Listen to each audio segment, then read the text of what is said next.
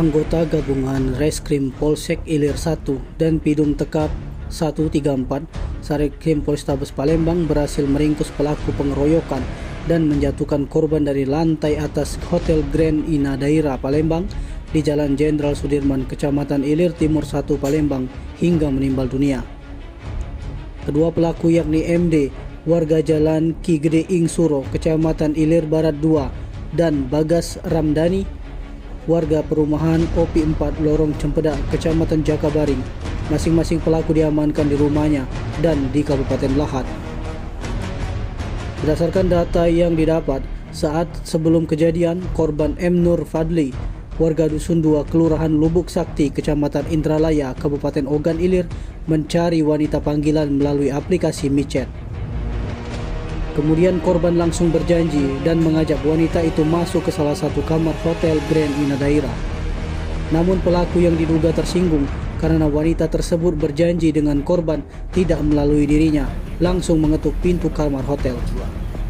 Setelah pintu dibuka, pelaku langsung masuk ke dalam kamar yang terjadi ribut mulut serta saling pukul memukul.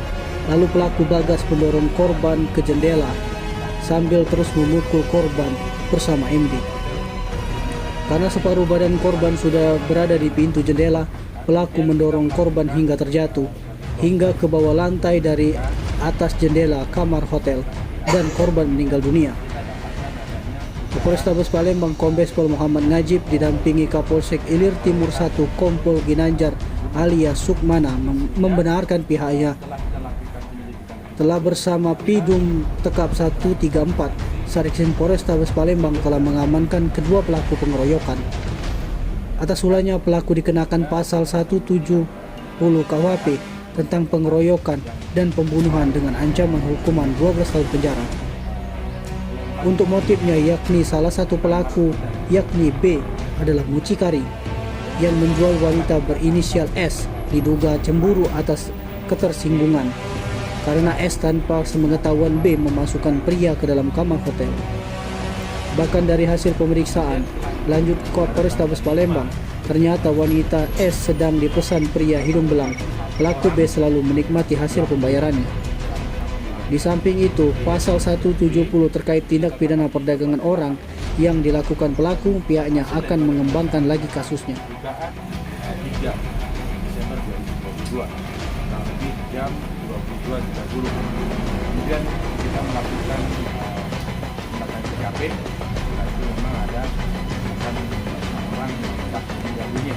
TKP itu di hotel Grand Ina Sudirman. Kemudian kita melakukan satu proses penyelidikan TKP. Kemudian kita dapatkan adanya dugaan terjadinya pengeroyokan ataupun pembunuhan. Nah, sehingga setelah kita lakukan penyelidikan lanjut, ternyata keterangan saksi dan petunjuk yang lain kalanya adalah dari kami menyatakan dan juga kita bisa membuktikan dugaan pengeroyokan yang mengakibatkan orang meninggal dunia di 24 dari kamar hotel.